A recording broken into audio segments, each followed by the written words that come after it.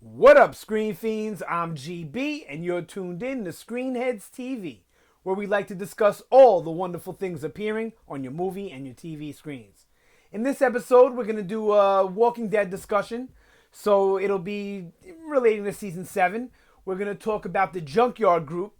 Some people are calling them the Heapsters. I think that's kind of funny. Other people are calling them the Garbage Pail Kids, coming from the 80s. You gotta love that one. But the woman who plays Jadis, the leader of that community, was on Talking Dead shortly after her introduction. It might have even been the same night. And she referred to them and said that they're being referred to on set as the Scavengers. So I'm going to go with what she says because she's actually involved in the production of the show, right? Now, I know the Scavengers are from the comics. Very small role. They really were taken by the Wolves in Season 6. Kind of had the Scavengers storyline. And that's what many people thought, myself included. But what if they just gave them part of the Scavengers storyline? Because the Scavengers weren't weirdos like the Wolves. They weren't weirdos like the Junkyard people are weirdos either. But the Junkyard people are more normal people, it seems, than the Wolves are. And the majority of the Wolves, anyway. And the Scavengers were like normal people. They were just scumbags who were taking whatever they could take. Now, what leads me to believe that they're part representation of the Scavengers from the comic is Jadis's line, which I'm going to get to more in detail later. But when she says, we don't bother, we just take. So, I don't trust this group at all.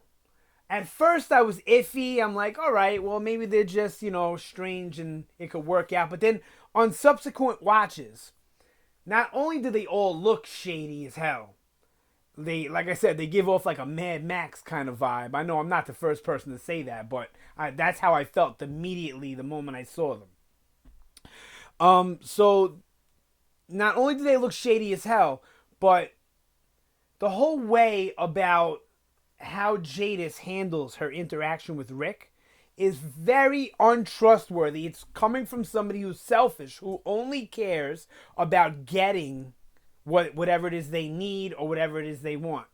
And now the next episode is actually called Something They Need.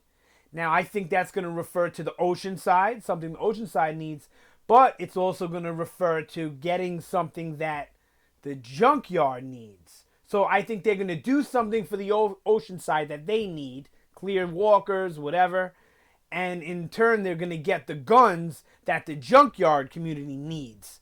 Now remember, they don't bother, they just take. So if they don't bother, why would they agree to get involved in someone else's war? They wouldn't. They would just take. So you give them the guns, and then they don't show up. I know I said this in my prediction video too, but I wanted to elaborate on it. So, you make the deal, you give them the guns, they don't show up, they show up late. They turn on you right there, that moment, as you make that transaction, because you're outnumbered, because, Rick isn't going to them with 50 or 100 people, and there's a whole bunch of those scavengers at that Junkyard place. So, I totally don't trust them, and I can't be as clean cut as Hilltop is going to join, because obviously Maggie's going to take over. Kingdom's going to join because Carol and Morgan and what happened with Benjamin and Ezekiel, or they're all gonna get involved in it, so you got the Kingdom involved in it, and then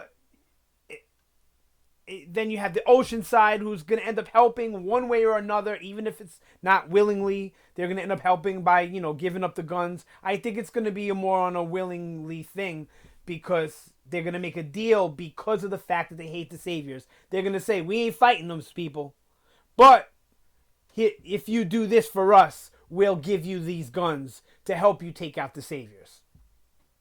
So the Junkyard crew is almost definitely going to turn on them. How is it going to happen? I have no idea. Is it going to happen in 15? I don't know. It might happen in 16 when they're getting ready to go to war or something. Or it could happen, like I said, right when they do the drop off of the guns. I'm not really sure. But I'm not trusting the Junkyard people.